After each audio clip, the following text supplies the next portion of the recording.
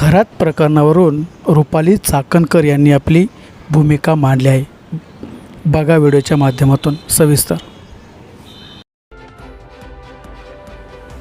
खरात प्रकरणामध्ये पहिल्या दिवसापासूनची माझी भूमिका ठाम आणि स्पष्टपणाची होती।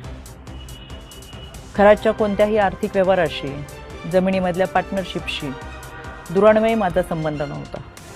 मी कधी कोणत्या महिलेला खरातकडे घेऊन गेले नाही, ना माझा आक्षेपार्ह फोटो व्हिडिओ होता। पण तरीसुद्धा गेले 1.5-2 महिने अतिशय अश्लील अश्लाघ्य भाषेमध्ये विधानं करत, कोणताही पुरावा नसताना माझ्यावर, माझ्या कुटुंबियांवरती केलेले आरोप हे अतिशय वेदनादायक होते। आणि म्हणून आता ही माझी लढाई कायद्याच्या चौकटीतून आहे। इतरांप्रमाणे माझ्या कुटुंबियांनी खरातला गुरु मानलं होतं आणि म्हणून जो पाद्यपूजेचा व्हिडिओ होता तो अतिशय जुना व्हिडिओ होता। त्यावेळेस मी आयोगाचे अध्यक्षही नव्हते, पण तरीसुद्धा खरात प्रकरणाचा तपास हा पारदर्शकपणे व्हावा यासाठी मी राज्य महिला आयोगाच्या अध्यक्षपदाचा आणि प्रदेशाध्यक्षपदाच्या अशा दोन्ही पदांचा राजीनामा दिला। तरीसुद्धा ज्या पद्धतीची चिखलफेक झाली, एआयचा वापर करून ज्या पद्धतीचे व्हिडिओ बनवले गेले आणि सातत्याने बदनाम करण्याचं षडयंत्र जे रचलं गेलं, त्याच्यासाठीची ही लढाई कायद्याच्या चौकटीतून। आणि म्हणून आशा मिरगे या बाईने डिबेट शोमध्ये अतिशय असभ्य भाषेमध्ये जी विधानं केली, ती विधानं ऐकून तर मला आश्चर्याचा धक्काच बसला। आणि म्हणून मी 4 एप्रिलला पहिली नोटीस ही आशा मिरगेला पाठवली होती।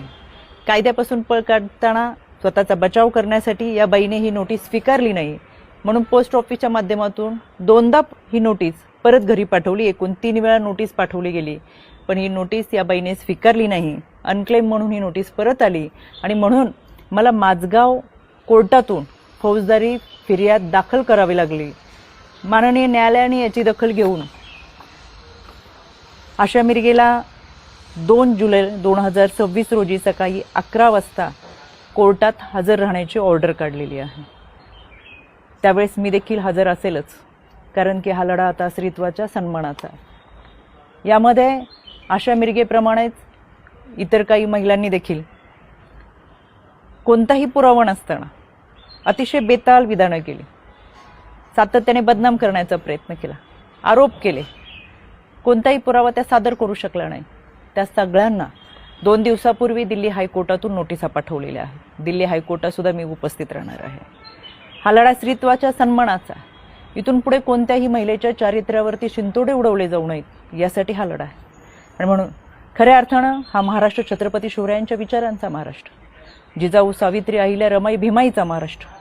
संपूर्ण वस्त्रात असलेल्या स्त्रीला विवस्त्र करण्याचा प्रयत्न या विकृत मनोवृत्तीच्या लोकांनी केला आणि म्हणून या विकृतीच्या विरोधातला माझा लढा आहे। ही लढाई मी निश्चितपणाने लढेल। पहिल्या दिवसापासून जे सांगत आले ते आजही सांगते। सत्य प्रखरतेने तुमच्या समोर आहे। कोणताही पुरावा नाही, कोणतेही दुष्कृत्य गैरकृत्य कधीही केलेलं नाही। इतरांप्रमाणे आम्ही हे आध्यात्मिक गुरु खरातला मानलं होतं, याच्या पलीकडे आमची कोणतीही भूमिका नव्हती।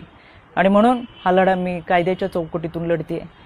2 जुलै सकाळी 11 वाजता आशा मिरगे हाजीर हो, मी स्वतः माझगाव कोर्टात।